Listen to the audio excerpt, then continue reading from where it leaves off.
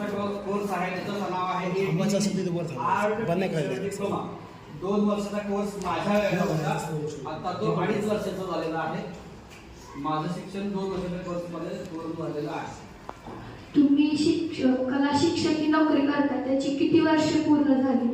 आज कला शिक्षक म्हणून काम करत असताना जवळपास 21 वर्ष पूर्ण होत आहेत. सप्टेंबर महिन्यामध्ये 15 सप्टेंबरला 21 वर्ष पूर्ण होत आहेत. एवढं वर्ष काम करून तुमच्या समोर मी 21 वर्षाचा वाटत नसला तरी जेवढी सर्व्हिस झालेली आहे. तुम्ही काढलेल्या चित्रांपैकी तुमच्या आवडत्या चित्राचं नाव काय? आता कसं असतंय, आईला साईज लेकर सारखी, ठीक आहे ना? म्हणून मी कुठल्याही एका चित्राचं नाव घेणार नाही, हेच बेस्ट आणि तेच बेस्ट. मग माझं फ्लॉप झालेलं चित्र सुद्धा माझ्यासाठी बेस्टच आहे आणि बेस्ट असलेलं चित्र सुद्धा बेस्ट. तुमच्या कुटुंबात किती सदस्य आहेत? सध्याला 4 जण आहोत आम्ही. आई, बायको, मुलगा आणि मी स्वतः. तुमची एकत्र कुटुंब पद्धत आहे का विभक्त कुटुंब पद्धत?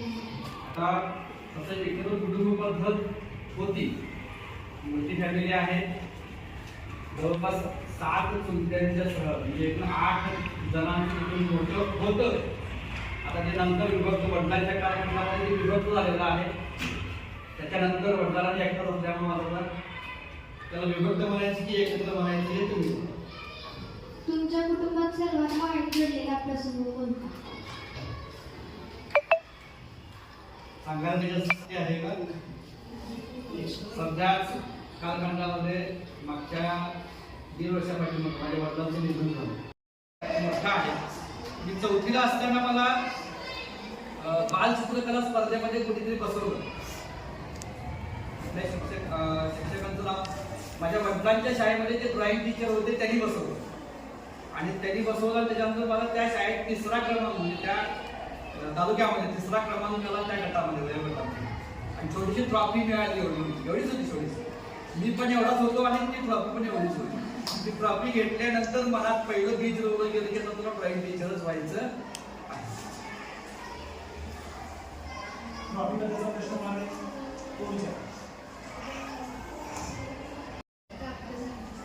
आता नापासच झाल्यानंतर टक्केवारी कशा असणार की नाही? पास झाल्यानंतर टोटल पर्सेंटेजची होती ती 55% गावात होती. नापासच झाले म्हटल्यानंतर विषय संपला. नापास होण्यापाठीमागचं कारण बाळाला ते समजून घ्या. तुमच्या बाबतीत ते होऊ नये म्हणून सांगतोय. तर प्रश्न आलाय योगायोगानं म्हणून सांगतोय. बाळाला ज्यावेळी हुशार विद्यार्थी असतोय त्या हुशार विद्यार्थ्याच्या पाठीमागं प्रेशर नावाचं एक घटक असतो. इथं जेवढे हुशार विद्यार्थी आहेत ज्यांनी आतापर्यंत असा टप्पा गाठलाय ते सगळ्यांसाठी हा मुद्दा महत्वाचा आहे. अपेक्षांचं ओझं. आज माझा पहिला नंबर आला की पुढच्या वर्षी पण माझा नंबर यायलाच पाहिजे असं अपेक्षांचं ओझं सगळ्यांच्याकडनं वाढवलं. त्यात खास करून जर शिक्षकांची मुलं असतात तर अजून जास्त प्रेशर असते. पण शिक्षकांची मुलं माझ्यासारखं 1, 2 काही 1 तर आहे. खूप प्रेशर असते बाळांनो. काय होतंय, वडील किंवा आई शाळेत शिकवत असतात आणि ते मुलांच्याकडे अपेक्षा करत असतात की तुम्ही असं पाहिजे, तुम्ही तसं पाहिजे. आणि ज्यावेळेस ते मुलांच्याकडे अपेक्षा करतात त्यावेळेला समाज काय करतोय, तुम्ही आमच्या मुलांना साकार नाही, तुमचं मूल काय असं अपेक्षा करतो समाज. याचं प्रेशर खूप मोठं असतं. या प्रेशरमधून जर तुम्हाला बाहेर पडायचं असेल तर तुमचं सेल्फ प्लॅन महत्वाचं आहे आणि प्रेशर पासून बाजूला होण्यासाठी मेडिटेशन महत्वाचं आहे. 2 गोष्टी तुम्हाला करायच्या. मेडिटेशन खूप महत्वाचं आहे, ठीक आहे. मेडिटेशन खूप महत्वाचं आहे. मनाला शांत करायला शिका, टेन्शन न घेता. आणि आपलं पूर्ण प्लॅन करून त्याच्यामध्ये प्लॅनला एक्झिक्यूट करायला शिका. म्हणजे नुसतं प्लॅन केलेलं असं नको, प्लॅन करायला शिका. सगळ्या गोष्टी शक्य होतात.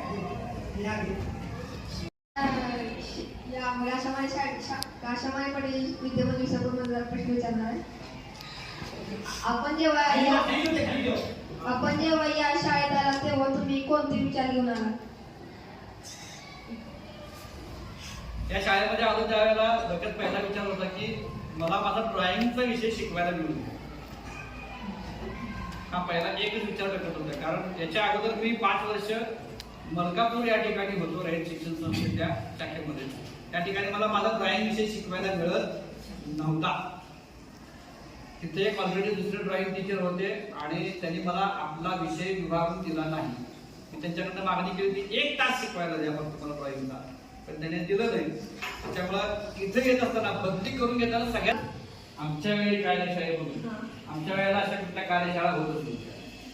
कारण शिक्षणामध्येच अशा मूल्यांची रुजवणूक व्हायची की स्पेशल कार्यशाळा घेऊन ते शिकवायला लागायची. तुमच्या आई वडिलांना शिकवा, विचारा हा प्रश्न, तुमच्या वेळेला कार्यशाळा होत्यात का? नव्हत्या पण सांगते का?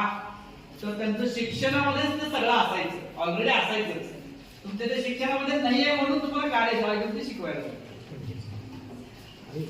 कार्यशाळा घ्यायचा विचार कसा?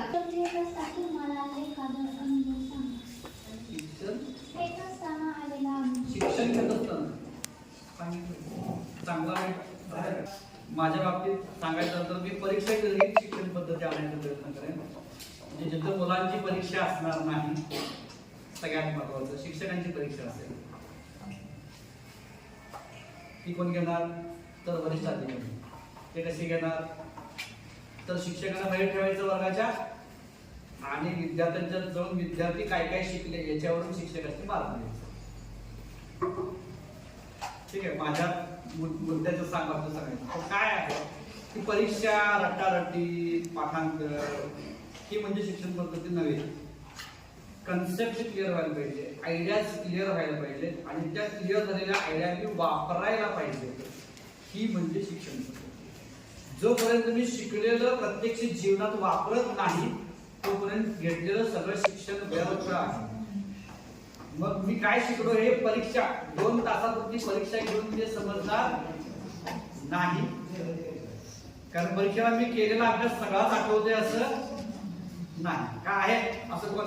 मी केलेला सगळा अभ्यास परीक्षेला आठवतोय असं कोण आहे काय? मग माझी परीक्षा झाली काय? नाही झाली. का? मी जेवढा अभ्यास केला त्याचा अभ्यास करतो त्याची परीक्षा झाली, कारण मला निम्मा आठवलंच नाही ना. म्हणून माझा मुद्दा असा आहे की शिक्षण ही प्रक्रिया जी आहे ती फक्त परीक्षेपुरतं मर्यादित न राहता आयुष्याशी मर्यादित असावी, जी आपल्या जुन्या गुरुकुल पद्धतीमध्ये होती ती.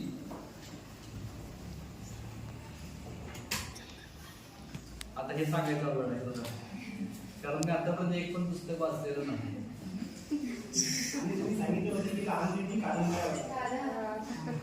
मी सगळी पुस्तकं अर्धा अर्ध वाचली. आतापर्यंत मी एकही पुस्तक पूर्ण वाचलेलं नाही.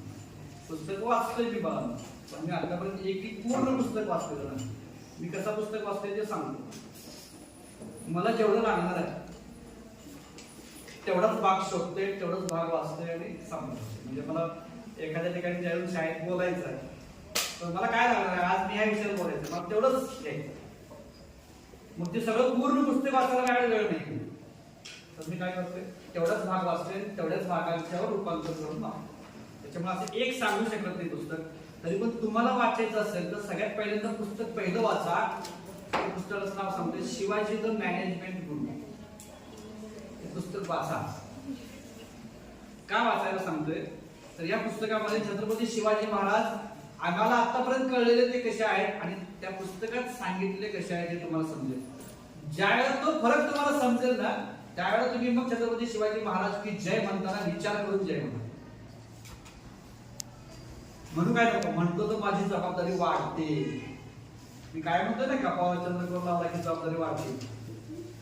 त्याच्या पुढचं पान ते आहे. त्यासाठी ते पुस्तक वाचा. त्याच्यानंतर दुसरं पुस्तक वाचणारच असाल तर मन में है विश्वास, तुमच्या सांगली जिल्ह्याचा सुपुत्र विश्वास नागरे. मी तुमच्यासाठी जी पुस्तकं सांगतोय ते वाचा. मोठ्यांसाठी अजून वेगळी वेगळी आहे की 2 पुस्तकं कमीत कमी तुम्ही 10वीला दोस्तपर्यंत वाचली पाहिजे. तर तुम्हाला खरंच समजेल की शिक्षणाचा अर्थ कसा आहे, प्रत्यक्षात वापरायचं कसं आहे हे लक्षात घेऊन.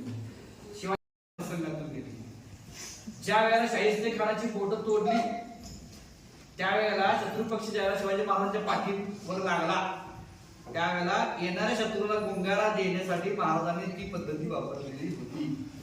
आणि त्यांनी राईट शिंगाला आग लावलेली होती. शिंगाला त्यांनी दिवट्या बांधलेल्या होत्या, पण तो बांधलेली होती आणि घाटातनं फक्त पळवायचं. कातरांच्या घाटामध्ये आणि कातळाचं पाणी दाखवलं. तिथं फक्त जनावरच आहे की इकडं तिकडं पळतायत शिंग. मग शत्रूला वाटलं मावळेच तिकडे पळत सुटते पण शत्रू तिकडे पळाला तोपर्यंत महाराज दुसऱ्या रस्त्यानं तिकडून सिंहगडकडे गायब झालेले होते.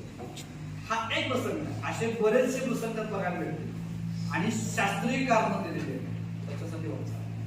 पण तेच बरोबर नाही. जे खरं आहे, जे शास्त्रीय दृष्ट्या खरं आहे तेच फक्त महत्वाचं आहे. त्याच्यासाठी ते पुस्तक वाचा. क्रीडा मैदानावर या वयास केव्हापासून आवडायला लागले? मातीची नाळ लहानपणापासून जुळलेली होती. घरामध्ये आमचे काका आहे पहिलवानमध्ये, त्यांच्या सांगण्यावरून पहिलवानगी करायला सुरू झालेली होती. सकाळी लवकर उठायचं, 2 बैठका मारायचं, मातीत जायचं, तालदीत जायचं, कुस्ती करायची, सगळं सुरू होतं. त्यापासून मातीची नाळ जुळलेली होती. 5वीला आल्यानंतर खो खोची नाळ जुळली. त्याच्यानंतर आयुष्यात खो खो हा प्रकार माझ्या आयुष्यातून संपला नाही. मग तो जीवनाचा खो खो असू दे, अगदी मृत्यूला सुद्धा खो घेऊन आलोय मी आता परत कोविडच्या कालखंडामध्ये. त्या खो खो मुळेच मी इथं आहे. खो दिलो आणि मृत्यूला बाजूला घालवलं आणि मी जागेवर बसत आहे. तुमच्या समोर आता हजर आहे. ठीक आहे. तर खो खो ची नाळ अगदी त्यावेळेपासून आहे. 5वी पासून फर्स्ट सुरुवात झाली अजूनपर्यंत जाऊ. आपल्याला खो खो हाच खेळ का आवडतो? आता कसं असते, प्रत्येक गावचं एक कल्चर असते. प्रत्येक गावामध्ये एक वेगळा खेळ वाढीतला होत असतो. मला वाटते इकडच्या भागामध्ये गेलं आतमधील कबड्डी खेळाचं गावाचं वैशिष्ट्य आहे. तसं प्रत्येक गावाचं एक वैशिष्ट्य असते. तसं आमच्या गावामध्ये खो खोचं वैशिष्ट्य आहे. खो खोचा उगम जो झाला, काय सांगते बघा, खो खोचा उगम जो झाला तो माझ्या भागात झाला. जे नांदली, इचलकरंजी हा जो टप्पा आहे, या टप्प्यामध्ये खो खोचा उगम झालेला आहे. म्हणजे खो खोची बेस लाईन तिथं आहे. अभिमान वाटतो की त्या भागात आहे आणि म्हणून म्हणतोय की तिथं त्या भागात असणाऱ्या प्रत्येकाला बाकीच्या प्रत्येक खेळाचं आकर्षण नाहीच आहे. जे आमचं आहे तेच आमचं आवडतं म्हणून खो खो.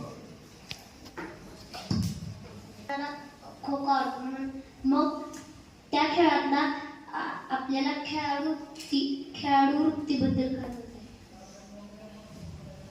खेळाडू वृत्तीमध्ये सांगायचं झालं तर ज्या वेळेला शत्रू जिंकल्यानंतर सुद्धा टाळ्या वाजतात आणि त्याला म्हणतोय आपण नाईस प्ले, तो सगळ्यात मोठा खेळाडू वृत्तीचा भाग. शत्रूसाठी सुद्धा 3 चीअर्स करायची मानसिकता माझी पाहिजे, तो सगळ्यात मोठा खेळाडू वृत्ती.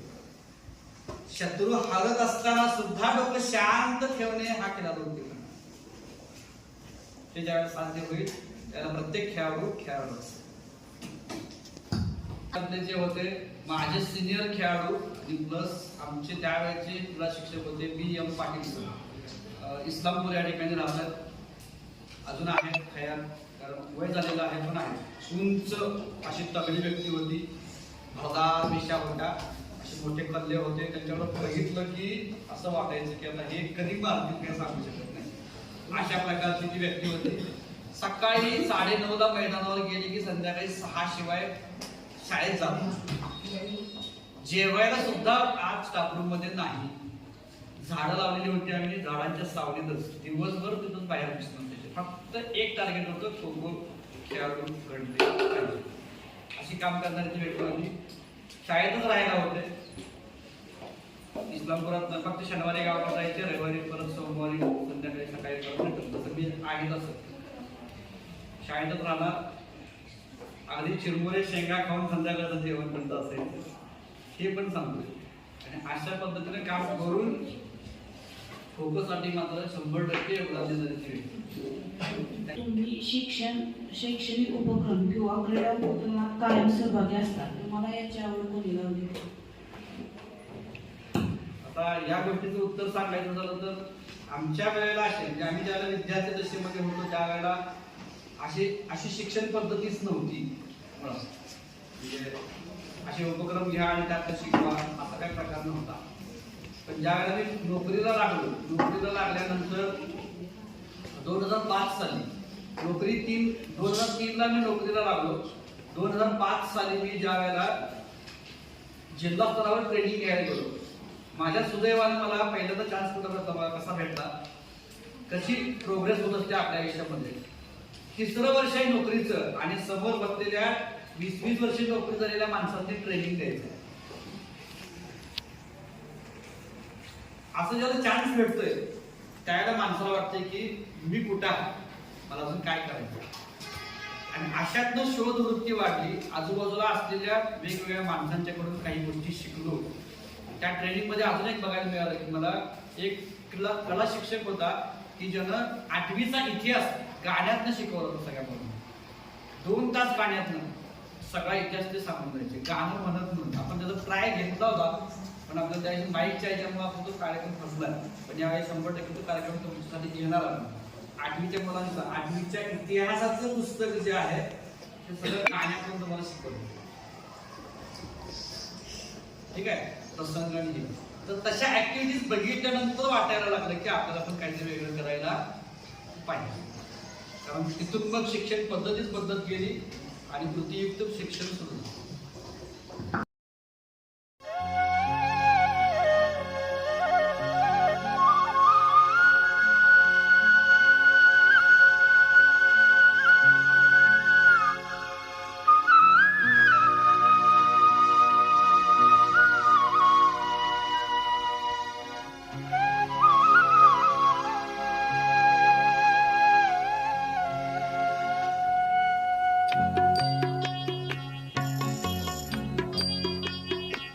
इतनी शक्ति हमें देना दाता, मन का विश्वास कमजोर होना.